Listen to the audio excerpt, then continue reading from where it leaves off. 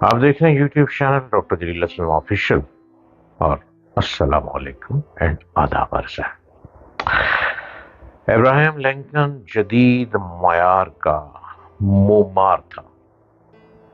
امریکہ کی سیاسی تاریخ میں اس کو بہت نمایاں مقام حاصل ہے، مگر لنکن کو کوئی کامیابی اچانک نہیں ملی۔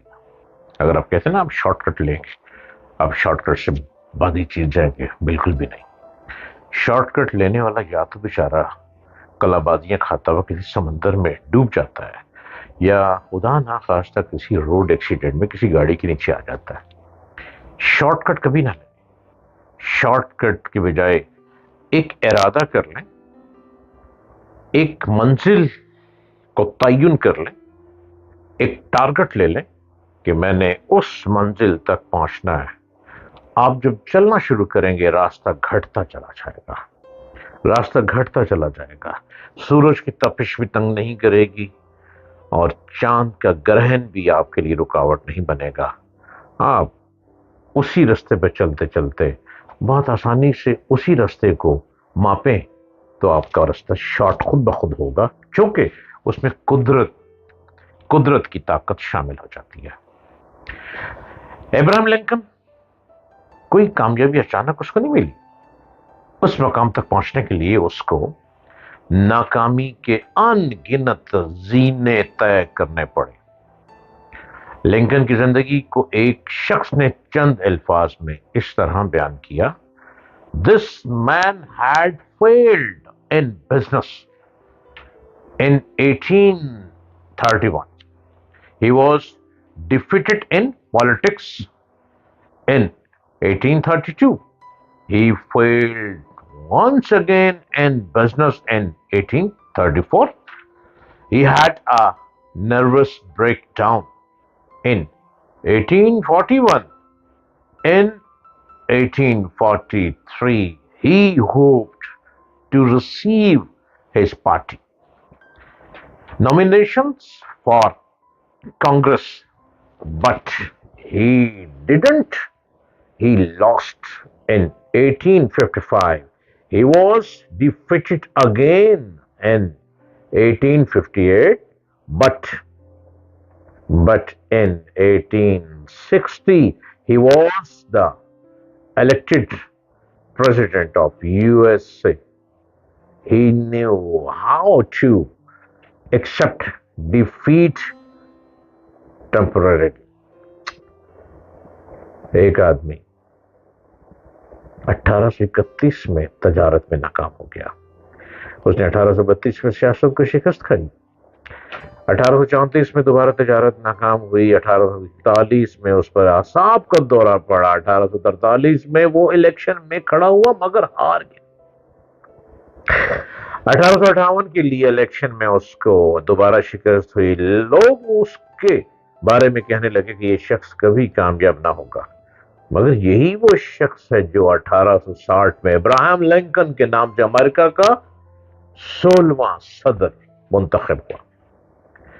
اس کی کامیابی کا راز یہ تھا کہ وہ جانتا تھا کہ شکست کو کیسے تسلیم کیا جائے، عارضی طور پر نہ کہ مستقل طور پر۔ کامیابی ہمیشہ ناکامیوں کے بعد آتی ہے۔ اس دنیا میں فتح صرف اس شخص کے لیے ہے جو شکست کو مان لینے کا حوصلہ رکھتا ہے۔ ہر چیز کی ایک قیمت ہوتی ہے اور ناکامی کا اعتراف ہی کامیابی کی اصل قیمت ہے۔ جو لوگ یہ قیمت ادا نہ کریں وہ کبھی اس دنیا میں کامیابی کی منزل کو نہیں پہنچ سکتے۔ اس دنیا میں کامیابی کا راستہ ایک ہے، وہ یہ ہے کہ آپ ناکامی کو وقتی واقعہ سمجھیں۔ ناکامی کا دوبارہ کامیابی میں بدلنے کے لیے آپ کبھی اپنا حوصلہ نہ کھوئیں۔ سردار عبدالرب نشتر تحریک پاکستان کے رہنما، قانون دان، سیاستدان اور شاعر تھے۔ نشتر ان کو تخلص تھا ان کا۔ جون 13 1899 کو پشاور کے ایک معزز خاندان میں پیدا ہوئے۔ ان کے والد کا نام عبدالحنان تھا۔ ابتدائی تعلیم انہوں نے مشن اسکول پشاور سے حاصل کی۔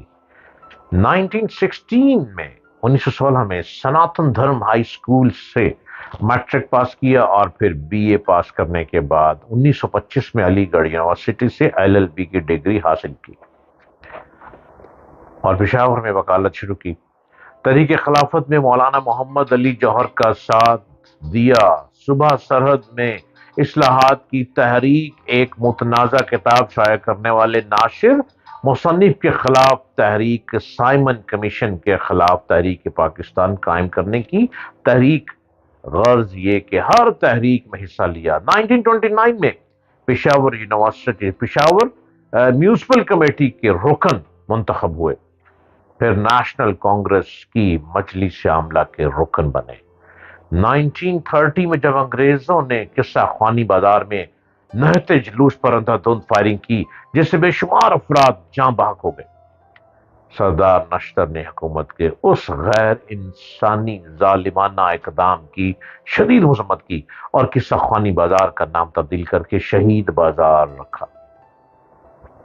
اس جرم کو بغاوت قرار دے کر انہیں گرفتار کر لیا گیا۔ انہوں نے 1 سال جیل کاٹی اور 1937 میں صوبائی اسمبلی کے رکن بنے۔ 1938 میں قائد اعظم کی دعوت پر آل انڈیا مسلم لیگ کے اجلاس پٹنہ میں شریک ہوئے۔ اسی اجلاس کے بعد مسلم لیگ سے وابستہ ہوئے اور آخر دم تک مسلم لیگی رہے۔ 1933 میں سردار اورنگزیب کی صوبائی کابینہ میں وزیر خزانہ مقرر ہوئے۔ یہ وزارت 1945 تک رہی۔ اکتوبر 1946 میں انہیں غیر منقسم ہندوستان کی عبوری حکومت میں مسلم لیگ کے نمائندے کی حیثیت سے شریک کیا اور وزیر مواصلات کے عہدے پر قائم کیا۔ قیام پاکستان کے بعد مرکزی وزیر مواصلات مقرر ہوئے اور جولائی 20 1949 تک اس منصب پر فائز رہے۔ بعد ازاں پنجاب کے پہلے مسلمان گورنر بنے۔ اکتوبر 1951 میں خواجہ ناظم الدین نے انہیں وزارت سندھ کا قلمدان سونپا۔ خواجہ ناظم الدین کی وزارت کی برطرفی کے ساتھ ہی وہ بھی وزارت سے علیحدہ ہو گئے۔